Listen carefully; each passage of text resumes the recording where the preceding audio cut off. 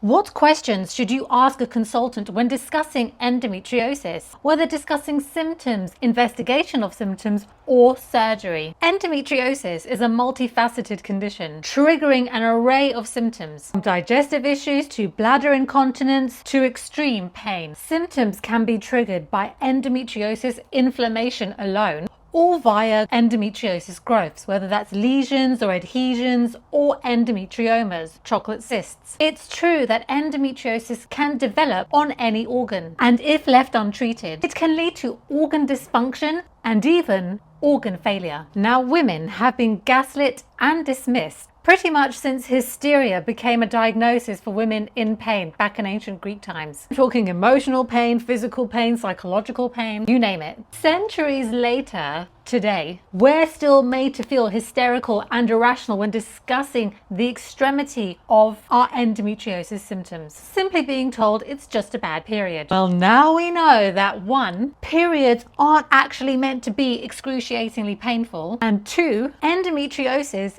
is a hidden illness, one that's invisible to doctors, nurses, radiologists, consultants who aren't knowledgeable in this complex disease. And let's be real, that pretty much speaks to the majority of healthcare workers, which is why knowing all that you can know about this condition and being in tune with your experience of it is the most imperative when it comes to representing yourself at a consultation. Yes, that's probably actually the best analogy. Think of it as going to court with your case. You need to know the facts. You need to be the authority on what you're going through and not waiting for a consultant or a doctor to tell you how you're feeling. And you need to be armed with your line of questioning. You need to learn how to interrogate any conclusions that are drawn in a consultation that don't align with what you know to be true about endometriosis nor your experience of it, making sure that you're ready to challenge any dismissals. Yes, I do actually come from a law background. So my top tips for when you're in a consultation are: know your medical history, journal your symptoms, take note of what's been picked up in any investigation. So ultrasound scans, MRI scans, blood test results, physical examinations, and cross-examine that with your symptoms. Remember, a consultation is actually meant to be a conversation.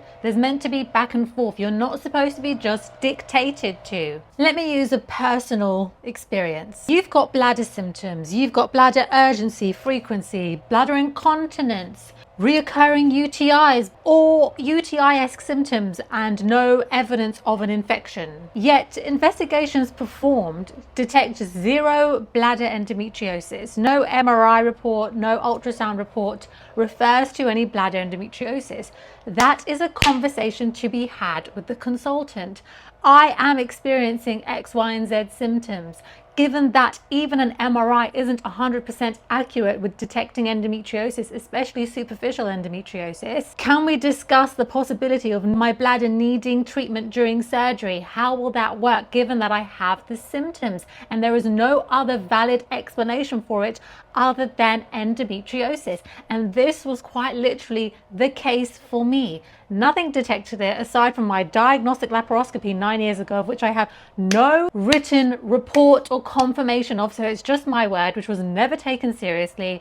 I had MRI done privately, it didn't detect it. The surgeon, who's an endometriosis expert, listened to my symptoms, validated my symptoms, acknowledged that there is a possibility of either endometriosis on the bladder or inflammation from endometriosis near the bladder triggering bladder symptoms. So I was assured that going into surgery, if endometriosis was found on my bladder, superficial endometriosis, the consultant would be able to excise it. So do also consider how to inquire about various treatment options. Ask what the surgical plan is. If there's multi-organ involvement, find out what other specialists could be involved. This will vary on each hospital's team and resources. You can decide, is this actually the right hospital for me to receive treatment at? Or should I request referral to a BSGE accredited endometriosis center that has the specialists required for my case? And without a doubt, make sure you are fully informed of potential outcomes, possible risks, the types of complications, and if undergoing any kind of organ removal, like with a hysterectomy, what the aftermath will mean for you. Inquiring about what kind of care can you expect to receive after surgery. So that's my general, very top line take on how to prepare yourself for a consultation. Let's help each other out. What would you add? Drop your advice in the comments for anyone out there looking for a bit of help.